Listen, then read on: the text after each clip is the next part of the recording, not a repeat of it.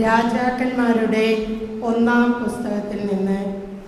അക്കാലത്തെ കർത്താവിൻ്റെ വാഗ്ദാന പേടകം ദാവീദിൻ്റെ നഗരമായ സിയോനിൽ നിന്ന് കൊണ്ടുവരാൻ സോളമൻ രാജാവ് ഇസ്രായേലിലെ ശ്രേഷ്ഠന്മാരെയും ഗോത്ര നേതാക്കന്മാരെയും ഇസ്രായേൽ ജനത്തിലെ കുടുംബത്തലവന്മാരെയും ജെറൂസലേമിൽ വിളിച്ചുകൂട്ടി.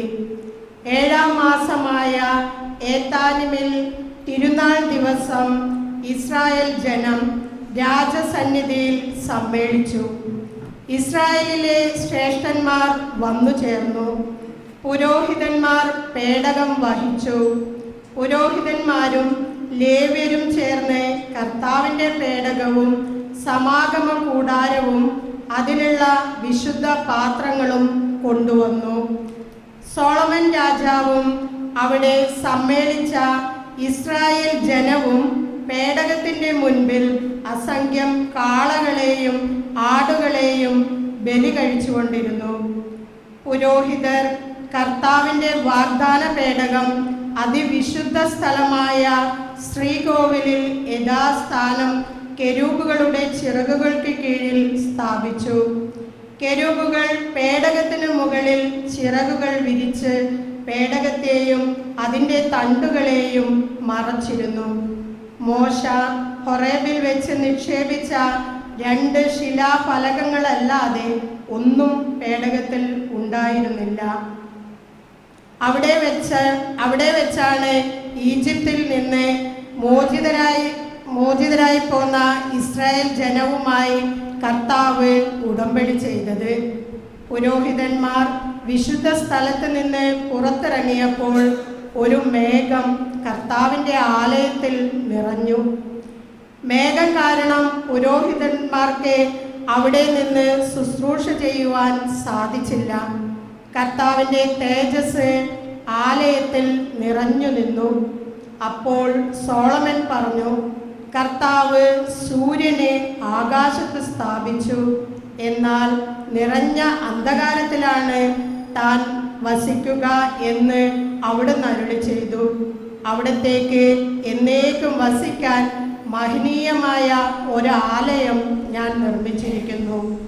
ദൈവവചനമാണ് നാം കേട്ടത്. നമുക്ക് ദൈവത്തെ സ്തുതിക്കാം. പ്രതിവചന സങ്കീർത്തനം. കർത്താവേ, അങ്ങയുടെ വിശ്രമ സ്ഥലത്തേക്ക് വരണമേ. കർത്താവേ, കർത്താവേ, അങ്ങയുടെ വിശ്രമ സ്ഥലത്തേക്ക് വരണമേ. വിശ്രമസ്ഥലത്തേക്ക് വരണമേ. എഫ്രാത്തായിൽ വെച്ച് നാം അതിനെപ്പറ്റി കേട്ടു. യാആറിലെ വയലുകളിൽ അതിനെ നാം കണ്ടെത്തി.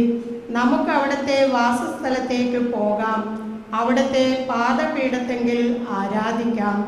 കർത്താവേ, കർത്താവേ, അങ്ങയുടെ വിശ്രമ സ്ഥലത്തേക്ക് വരണമേ.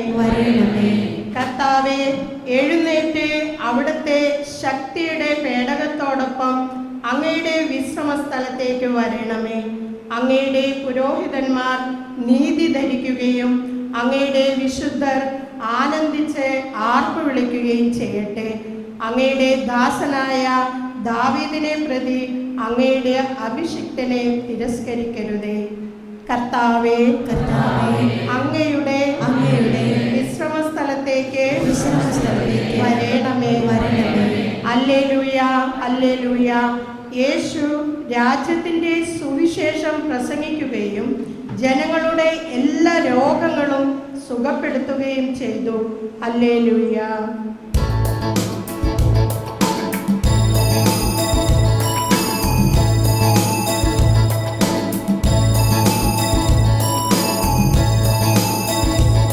Hallelujah.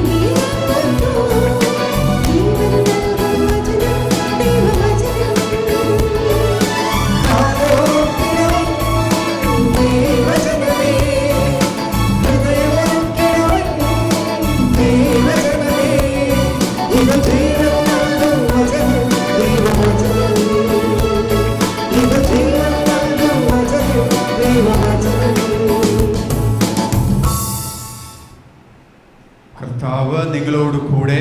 അങ്ങയോടുകൂടെ. വിശുദ്ധ മർക്കോസ് എഴുതിയ സുവിശേഷത്തിൽ നിന്ന്. കർത്താവേ, അങ്ങേക്ക് മഹത്വം. അക്കാലത്ത് യേശുവും ശിഷ്യന്മാരും കടൽ കടന്ന് ഗനേസറത്തിലെത്തി വഞ്ചി കരയ്ക്കടുപ്പിച്ചു. കരക്കിറങ്ങിയപ്പോൾ തന്നെ ആളുകൾ അവനെ തിരിച്ചറിഞ്ഞു. അവർ സമീപ പ്രദേശങ്ങളിലെല്ലാം ഓടി നടന്ന് രോഗികളെ കിടക്കയിലെടുത്ത് അവരുണ്ടെന്ന് കേട്ട സ്ഥലത്തേക്ക് കൊണ്ടുവരാൻ തുടങ്ങി. ഗ്രാമങ്ങളിലോ നഗരങ്ങളിലോ നാട്ടിൻപുറങ്ങളിലോ അവൻ ചെന്നിടത്തൊക്കെ ആളുകൾ രോഗികളെ കൊണ്ടുവന്ന് പൊതുസ്ഥലങ്ങളിൽ കിടത്തിയിരുന്നു. അവൻ്റെ വസ്ത്രത്തിൻ്റെ വിളിമ്പിലെങ്കിലും സ്പർശിക്കാൻ അനുവദിക്കണമെന്ന് അവർ അപേക്ഷിച്ചു. സ്പർശിച്ചവരെല്ലാം സുഖം പ്രാപിക്കുകയും ചെയ്തു. ദൈവവചനമാണ് നാം കേട്ടത്. ക്രിസ്തുവേ, അങ്ങേക്ക് സ്തുതി. സുവിശേഷ വചനങ്ങളുടെ പാപങ്ങൾ നീക്കം ചെയ്യട്ടെ. ആമേൻ.